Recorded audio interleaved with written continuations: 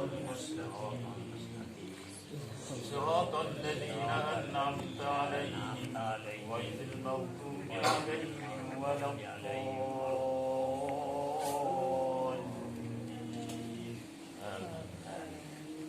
Sama-sama ya kita mengucap kedua kalimah syahadat.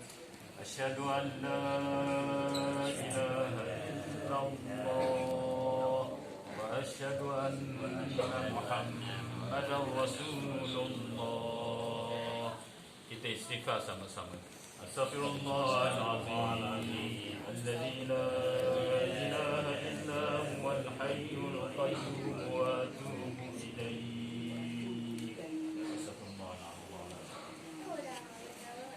InsyaAllah sama-sama nak kita dengar ya. Moga-moga menjadi istifadah kepada kita semua. A'udzubillahi minasyaitonirrajim.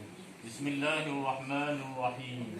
Alhamdulillahi wassalatu wassalamu ala asyrafil anbiya'i wal mursalin wa ala alihi wa ashabihi ajma'in.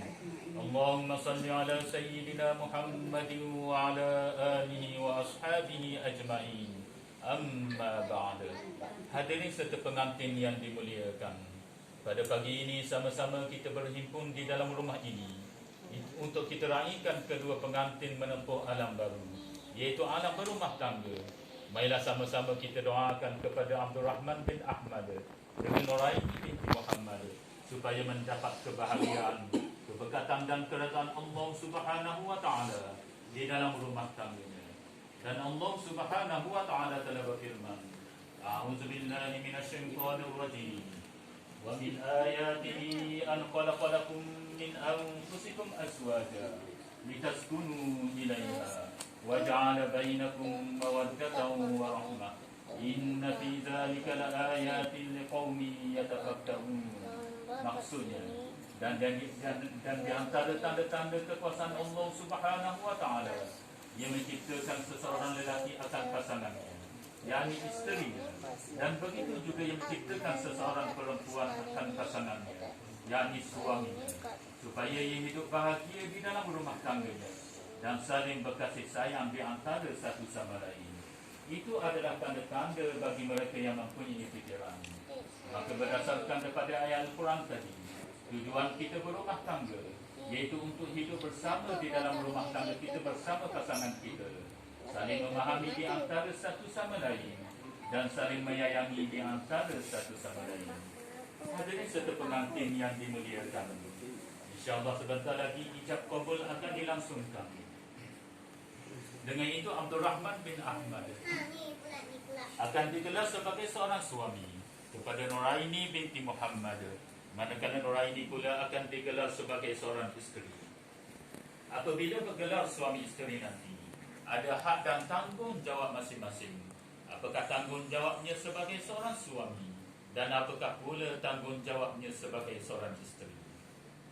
Abdul Rahman, apabila bergelar suami nanti, antara tanggungjawab anda sebagai suami, anda hendaklah bertakwa kepada Allah Subhanahu wa taala di dalam segala apa jua yang anda lakukan, sama ada perbuatan anda, tingkah laku anda ataupun percakapan anda, hendaklah berlandaskan kepada syariat Allah Subhanahu wa taala, yakni hiasilah rumah tangga kita dengan ketakwaan. Kerana apabila ketakwaan diletakkan di dalam rumah tangga kita, insya-Allah rumah tangga kita akan mendapat kebahagiaan, keberkatan dan keridhaan Allah Subhanahu wa taala.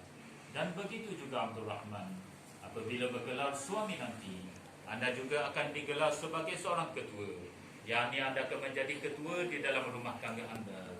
Anda akan menjadi ketua kepada isteri dan anak-anak anda. Apabila menjadi ketua, maka beratlah tanggungjawabnya, kerana Allah Subhanahu wa taala memberikan isteri dan anak-anak adalah amanah yang diberikan kepada suami. Dan Allah Subhanahu wa taala telah mensifatkan di antara sifat-sifat orang yang mukmin, yaitu mereka yang menunaikan amanah yang diberikan kepadanya. Ini berdasarkan kepada firman-Nya, A'udzubillahi minasyaitonirrajim. Wallazina hum li amanatihim wa ahdihim ra'un. Maksudnya, dan di antara sifat-sifat orang yang mukmin, yaitu mereka yang menunaikan amanah serta janji yang diberikan kepadanya.